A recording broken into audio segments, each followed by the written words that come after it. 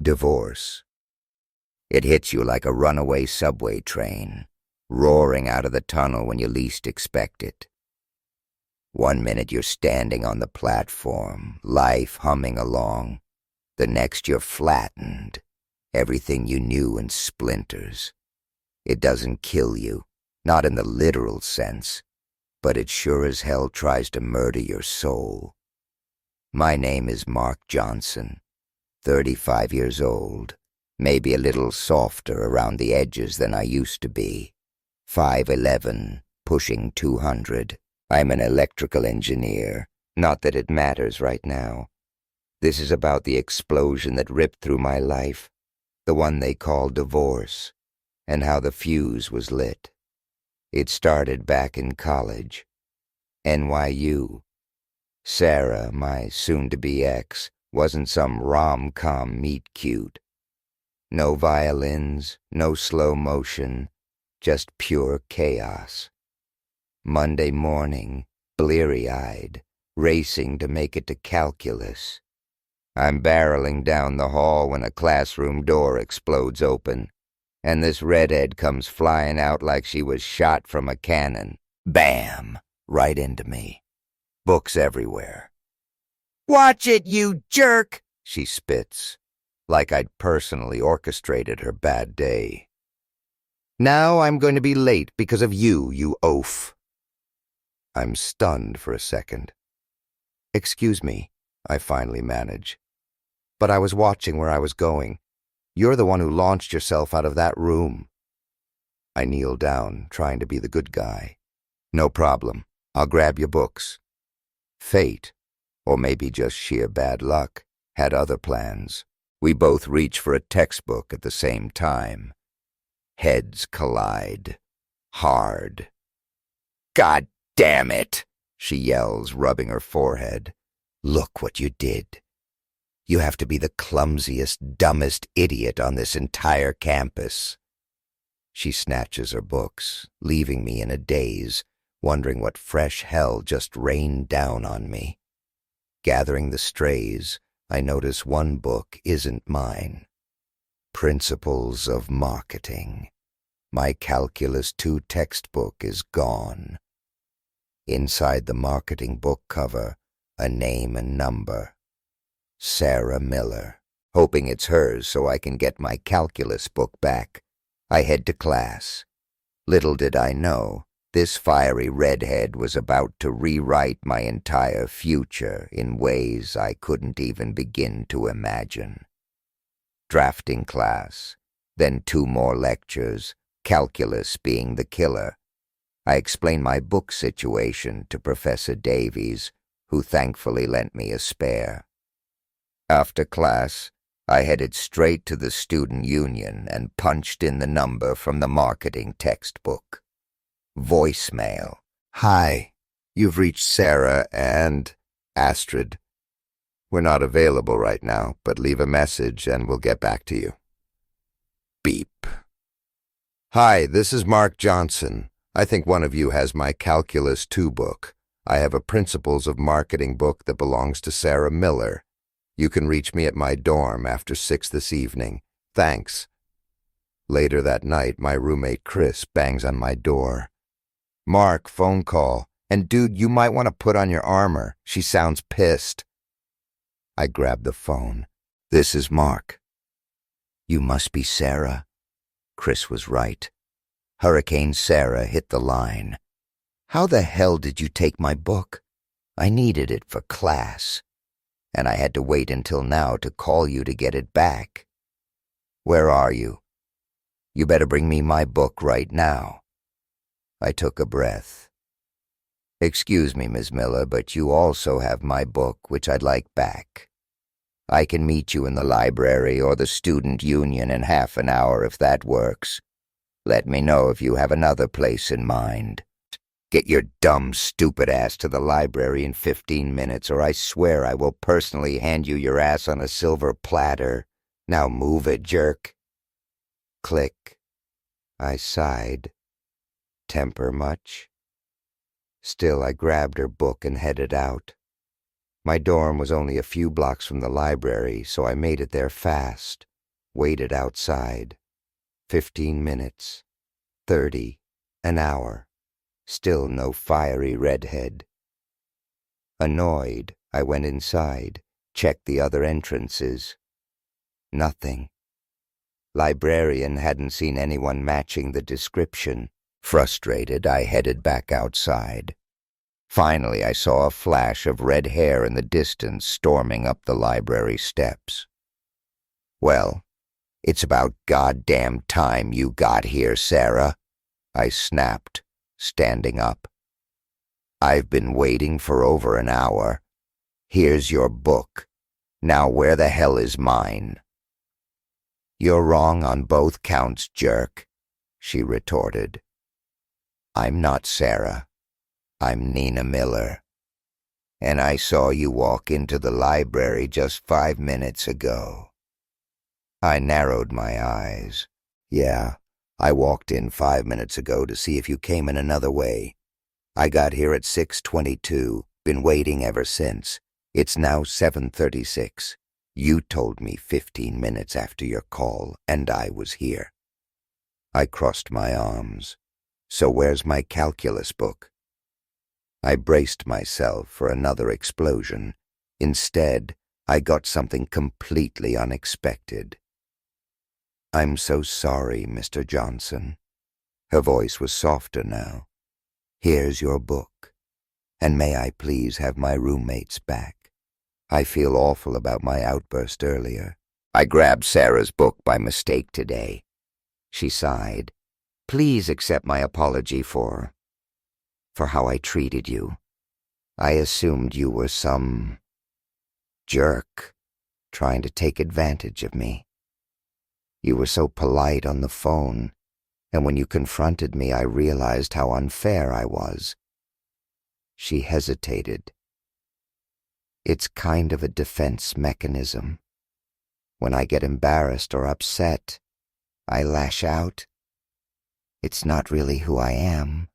Please forgive me." I was floored, an apology and a sincere one at that. I studied her for a second, saw real regret in those emerald green eyes. "Of course, Miss Miller. Shall we try this again?" I held out my hand. "I'm Mark Johnson. Pleased to meet you." She smiled. "Nice to meet you, Mr. Johnson." I hesitated. "Would you care to join me at the student union for a coffee? My treat." Her smile widened. "I think I'd like that very much." And that's how it started. We had coffee. Well, I had a latte, she had some herbal tea thing. But it all started with a book swap and a head-on collision. I wish I knew then what I know now. But that's a story for another time. "What kind of coffee do you want?" I asked, trying to break the ice. "Surprise me," she said, a hint of a smile playing on her lips. We talked for hours that night, until we looked up and realized it was midnight and we both had 8 a.m. classes. I called Nina on Wednesday, asked her out for dinner and a movie that Saturday. She said yes. By January of my senior year, I knew I was going to marry her. Spring break that year, we visited her parents in Long Island and mine upstate in Albany. I formally asked her father for her hand. We stayed engaged until she graduated a year later. I'd graduated a year ahead of Nina, landed a great job at an electronics firm in Westchester. Nina found a position at Pierce Manufacturing, and a year after her graduation, we got married. The first 5 years were smooth sailing. Sure, there were bumps, arguments where Nina's fiery side would flare up, but overall, life was good. About a year into our marriage, I brought up kids. Nina wanted to wait another year, get established in her career. The following year, Ethan was born. A year after that, Olivia arrived. Nina declared we were done. Rather than deal with birth control roulette, I got a vasectomy. Seemed like the responsible thing to do, less invasive than anything she'd have to go through. done while Nina and Olivia were still in the hospital. By the time Nina was cleared for intimacy, I was good to go. We had a healthy sex life, 3, sometimes 4 times a week. Fast forward 10 years, Olivia in 5th grade, Ethan in 6th. Things were clicking. Nina was on track for a promotion to marketing manager. I'd been made manager of engineering services. Nina's job involved occasional travel, 3 or 4 days every other month. We managed. My job had travel too, week-long seminars on new equipment, but infrequent, maybe once or twice a year. I'd just been assigned to lead a major new project, meant overtime. Salaried, no extra pay, just longer hours. 7 to 10 extra a week, spread out through weekdays or Saturdays. Sex life dipped a little, but still connected once or twice a week. Our house was set up for privacy. Master suite on one side, kids' bedrooms and a den on the other, living and dining rooms in the middle. Den was originally a 3rd bedroom. We turned it into a playroom, then a reading nook. I'd started dabbling in amateur writing, even some editing for online authors. Hour or 2 each night, usually after Nina was asleep around 10. Lately, I'd noticed changes in Nina's mood, occasional flashes of the old fiery temper. Figured she was stressed or maybe getting sick. Not frequent enough to raise red flags until last week. I saw her squinting at her book, asked if she needed new reading glasses. She snapped at me, but the anger faded quickly. I suggested a full physical. It had been a few years. She agreed to make an appointment. Let it go. Tonight was Tuesday. My turn to cook. Didn't stay late at work. Roast in the crock pot since morning. Potatoes, carrots, peas, celery, baby onions. Nina walked in an hour later, immediately commented on the smell. Something smells amazing. Roast, honey, I replied. Should be ready by the time you freshen up. Want some wine with dinner? Oh, that sounds lovely, Mark. I'm gonna take a shower. Be right out. Kids had already eaten, homework in their rooms. They usually went to my parents after school. 5-minute walk from school. Parents lived a couple miles away, next subdivision over. Whoever got off work first picked them up. Project wrapped up a week early. Wanted to do something special for Nina. Boss approved some time off. Bonus coming. Planned to surprise Nina with a long weekend at a bed and breakfast in the Catskills. No reservations yet. Wanted to check with her first. Set the table with fresh flowers. Kids selling them near the entrance to our subdivision. Plates, silverware. Carving the roast when I heard the shower shut off. Nina emerged in her robe, damp hair framing her face. To me, she looked like an angel. Held her chair, poured her wine, leaned in to kiss her neck. I love you, I whispered. I have a surprise for you after dinner. I have kind of a surprise for you too, she said. Small talk over dinner. Kids popped out to say goodnight, retreated to their rooms. They knew we needed alone time. 10 and 11 understood our hectic schedules. During dinner, mentioned my overtime was over. Project wrapped early. Home on time from now on. That's nice, she said. Something in her tone felt off. Sinking feeling in my gut.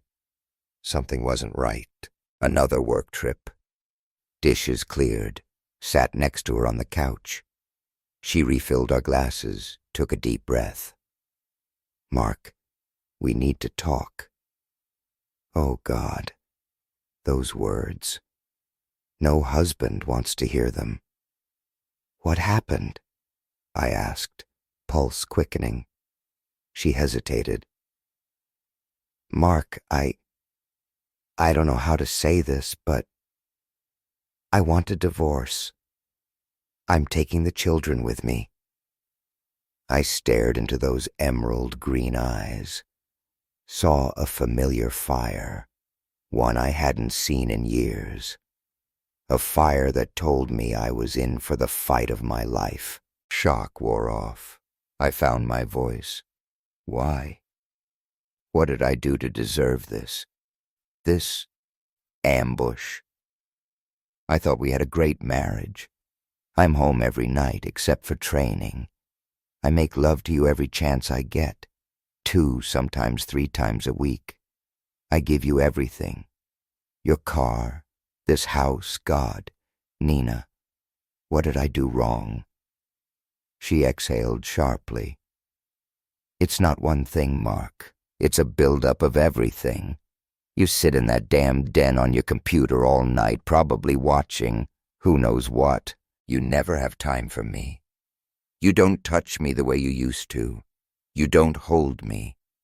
You never want to go out and have fun like we did before. I was stunned. How can you say that? I sit in the same room as you every night. I watch your shows while you're buried in a book, and I only go on my computer after you're asleep, except when I need to do something for work, and even then it's late after you're in bed. And I never made you wait for intimacy. If you wanted it, if I did, we made sure the kids were asleep first. How can you say I don't appreciate you? Don't pay attention to you? Just 2 weeks ago, we went dancing downtown. How can you say these things? Then the redhead fury took over, screaming, voice sharp, relentless. Argument raged. I caught sight of Ethan and Olivia in the hallway. Tim holding Olivia tight, small bodies trembling, wide eyes filled with fear, like they'd seen a monster. Maybe they had. I grabbed Nina's shoulders, tried to turn her around, make her see what she was doing to our kids. She slapped me across the face, turned, stormed into our bedroom. Then she saw them, huddled together on the floor of the hallway. "See what you've done now? You!" she spat. "Get out of my house. Leave. Now." I couldn't believe it. My wife, the woman I loved, built a life with, kicking me out. I turned toward the kitchen, grabbed my truck keys, walked to the garage. Before leaving, one last look at my children. Made it maybe a block from the house before I had to pull over. Imploded. Body trembled violently. Couldn't drive. Gripping the steering wheel, sobs tore through me. My whole life just crumbled. Wife wanted divorce. Taking my children. Thrown me out of my own home. Reached for my phone to call my dad. Hands shaking too bad. Dropped it. Slumped over the wheel, body racked with grief. Every sob, sniff, heartbeat felt like life was bleeding out, draining away into nothingness. Don't know how long I sat there, truck running, lost in a void. Then a sound. Tapping. Faint at first, then louder, insistent. Tried to ignore it, but it kept coming, growing, until I could make out words. "Hey, you! Open the door or roll down the window, mister!" Words meant nothing. Nothing mattered anymore. Life was over. Might as well die right there. Then a crash. Sharp shatter of glass. World snapped back into focus. Red and blue lights flickered across trees, fences. Hand reached through shattered passenger window. Gripped my arm. Sleeve dark blue. Badge on the upper arm. Door on my side opened. Bright light blinded me. Thought it was the light at the end of the tunnel. Maybe I was finally slipping away. Then, nothing. Woke up in a hospital bed. Wires, tubes attached to me. Arms and legs strapped down. Tried to yell. Only a hoarse croak escaped. Pain flared through my body. Last thing I remembered was the light. Had I died? Was this heaven? Probably not. Had to be hell. Had I been that bad? Always honest. Worked hard. Family first. Maybe not enough. Maybe this was some cruel joke of Nina's. Final nail in the coffin she'd built for me. Nina. Woman who ripped my heart out, ran it through a meat grinder, tried to force feed it back to me. Shifted in bed, tried to get comfortable. Sharp, excruciating pain shot through me. Screamed. Door swung open. 2 nurses rushed in. "What happened?" one asked. I don't know," I gasped. "All I know is my... It hurts like hell. Can you check what happened? And please tell me, is this heaven or hell?" One nurse, woman in her late 40s, early 50s, lifted the sheet. Another wave of agony, cried out again. "Tape on your catheter came loose," she said. "Got stuck to the sheet, pulled when you moved." Younger nurse, mid-20s, added, "You're not in heaven or hell. You're at St. Luke's Hospital in Westchester. You've been here for 4 days. Westchester County Police found you slumped over the wheel of your truck. Tried to wake you. You had a seizure. Been in a coma ever since. Have my wife, children, been informed? My parents? As far as I know, your wife was notified. She hasn't come. Your mother left about half an hour ago. Your father should be here any minute. Anyone else we should call?" Closed my eyes. "No, no one. I'll wait for my dad. Maybe he can call my office, let them know." "I'll check with the doctor about unstrapping you," Nurse Pamela said. "I'm sure he'll approve it." "Thank you," I murmured. "I'm Nurse Pamela, but call me Pam," she said, smiling. "And this is Nurse Agnes. Thank you both, but especially you, Nurse Agnes. That feels much better." She gave me a kind smile. "We're just trying to help, young man. But I have to say, you have a wife and children, and they haven't come to see you. That's very strange." "I know they were notified. Officer said they used your phone to call the contacts listed under ICE. In case of emergency. Something everyone should have on their phone." "I see. And believe me, I'd like to know why she hasn't come too. All I remember is home, dinner. Wife told me she wants a divorce. Taking the kids. Kicked me out. No idea why. Thought everything was fine until she dropped the bomb." "You didn't cheat on her, did you?" Nurse Agnes asked. "No, ma'am. Never. I love my family too much." "Well, I won't pry," she said, patting my arm. "Try to rest now.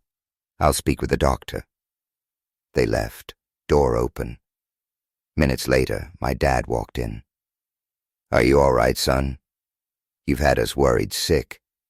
Do you know why Nina took off with the kids? She did that? She dropped this on me after dinner Tuesday night. I was heading to your house when I had to stop. Couldn't see through the tears, hands shaking so bad I could barely hold the wheel. Woke up here about 20 minutes ago." My dad sighed.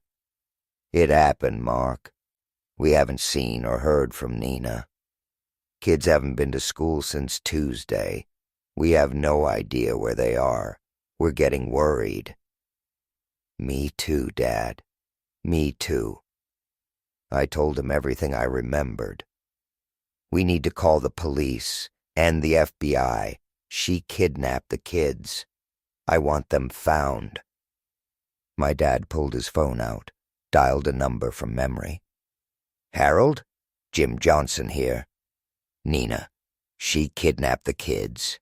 Told Mark she wanted a divorce. Kicked him out." Pause. "Yeah, he said to call you, get the FBI involved." Another pause. "Yeah, it's been over 3 days, so the waiting time for a missing person report is up." "Okay, Harold. I'll let him know. See you soon." Hung up, looked at me. While he was on the phone, my mind was spinning. My God, what's happening to me? I thought. Why am I saying these things about Nina to my dad? She and our children have been my whole life since we've been married. How can I suddenly change from a loving husband into a monster, thinking all these horrendous thoughts of torture and vengeance against someone I loved, or did love until Tuesday evening? That was Harold Price, Westchester County Chief of Police. He's going to call Jack Webb over at the FBI, get them involved. Nobody at Nina's work knows anything about her disappearance. They might be covering for her, or maybe she skipped out on them too. Dad studied my face. "Do you know if there might be a secret lover? Something like that? Could that be why she wants a divorce? And why hasn't she filed yet? Harold's going to check with the county clerk tomorrow, see if she's filed a petition for divorce yet. This is a real mess, Mark." "Dad, I don't care about the mess. I want my kids back. I want her hunted down like the black-hearted snake she is. And I don't give a damn if she's having another one of her defense mechanism episodes. She went too far this time." "Defense mechanism episodes?" he asked, confused.